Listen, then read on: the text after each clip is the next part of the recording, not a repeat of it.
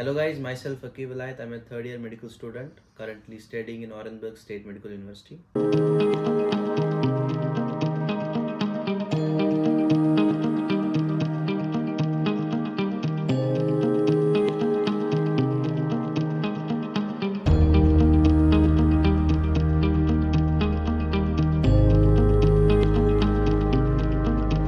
तो आज हम उस टॉपिक पे बात करने वाले हैं कि अगर आप रशिया में आके एमबीबीएस कर रहे हो और अगर कल को कोई भी फाइनेंशियल प्रॉब्लम आपको फेस करनी पड़ी तो आप जॉब कर सकते हो यहाँ पे कि नहीं। ठीक है, तो बहुत सारे स्टूडेंट्स का डाउट रहता है कि भैया आप हमें बता दीजिए यहाँ पे जॉब्स अवेलेबल है कि नहीं है। तो पहली चीज़ तो जॉब्स अवेलेबल है और वेराइटीज़ ऑफ जॉब्स हैं। ठीक है, अब ऐसा है कि जॉब्स आप तो कर रहे हो लेकिन आपके पास है स्टूडेंट वीज़ा, और स्टूडेंट वीज़ा पे जॉब में कोई प्रॉब्लम तो नहीं होगी क्योंकि स्टूडेंट वीज़ा है, जॉब वीज़ा तो नहीं है आपके पास। तो उसमें भी मेरा आंसर रहेगा कोई भी प्रॉब्लम नहीं रहेगी। बस आपको जो क्राइटेरिया होगा एक मतलब जो भी जॉब एजेंसी होगी या जो भी जहाँ पर भी आप जॉब करने वाले हो, ठीक है, उनका क्राइटेरिया आपको फुलफिल करना पड़ेगा, तो आपको कोई भी प्रॉब्लम नहीं होगी फिर स्टूडेंट वीज़ा में। So most of the Indian students कहाँ कहाँ काम करते हैं मैं आपको बता देता हूँ। बर्गर किंग होता है, KFC होता है, ठीक है, जो भी रेस्टोरेंट्स होते हैं वहाँ पे काम करते हैं, या आपके सुपर मार्केट्स हो गए उनमें काम करते हैं, या वाइल्ड बेरीज, ओजोन, वहाँ पे आप काम कर सकते हो। सो फर्स्ट ईयर में जॉब करना परमिसिबल है कि नहीं है। देखो भाई, ऐसा है कि फर्स्ट ईयर का शेड्यूल आपको मैंने बता दिया है कि फर्स्ट ईयर का बहुत हेक्टिक रहता है। ठीक है, हेक्टिक शेड्यूल रहता है, आपको 8:30 से 5:30 तक क्लास रहती है वगैरह।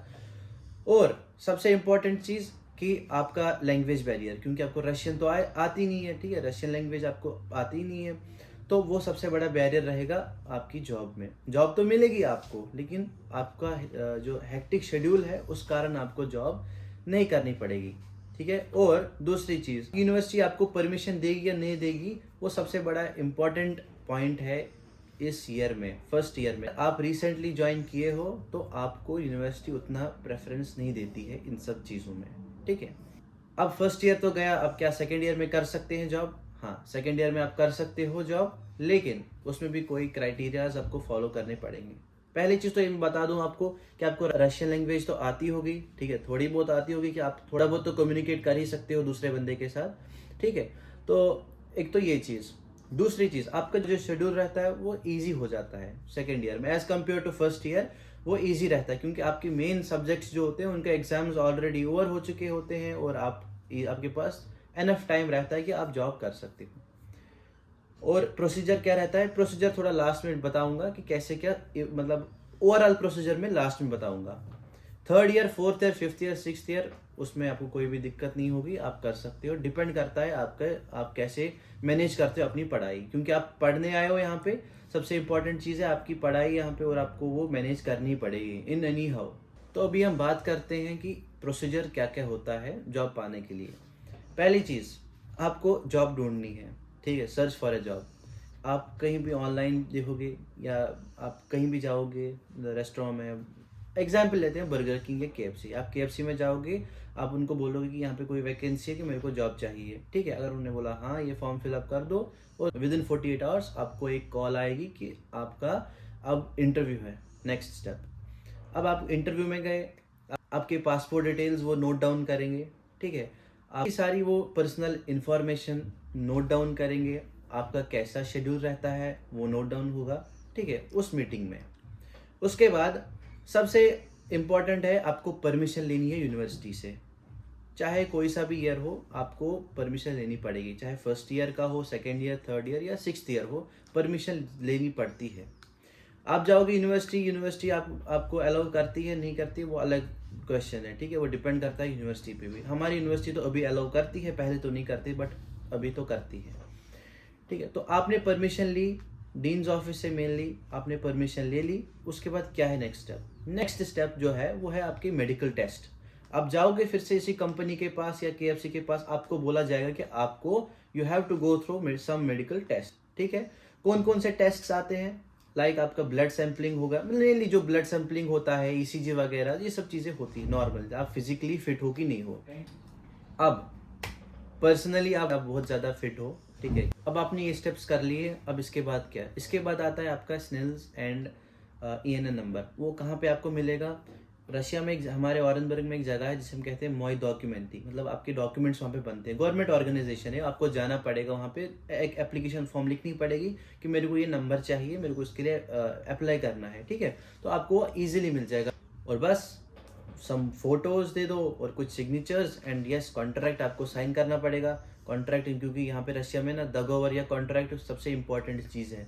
इस शेड्यूल के हिसाब से या आपके प्रेफरेंस के हिसाब से वो लोग बोलेंगे आपको कि आपको कौन सा टाइम स्लॉट लेना पड़ेगा, ठीक है। तो आपको अपना टाइम स्लॉट ले लो, या एक हफ्ते का टाइम स्लॉट ले लो कि मैं इस हफ्ते, मतलब इस दिन ऐसे आ सकता हूँ, इस दिन ऐसे आ सकता हूँ, जो आपका प्रेफरेबल टाइम टेबल होगा, ठीक है। ये है ओवरऑल प्रोसीजर जो मैंने आपको अभी डिफाइन किया अच्छे से।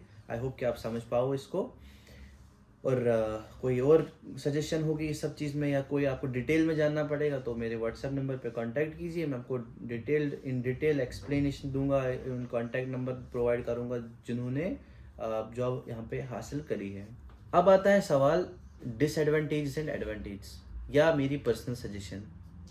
सो अभी हम बात करते हैं एडवांटेजेस क्या है, ठीक है। तो आपको मिलेगा पैसा, अभी बहुत ही पैसा, ठीक है, बहुत ज़्यादा पैसा, क्योंकि रशियन जॉब्स जो होते हैं ना, उनमें इंडिया के कंपेयर में बहुत ज़्यादा पैसा मिलता है, ठीक।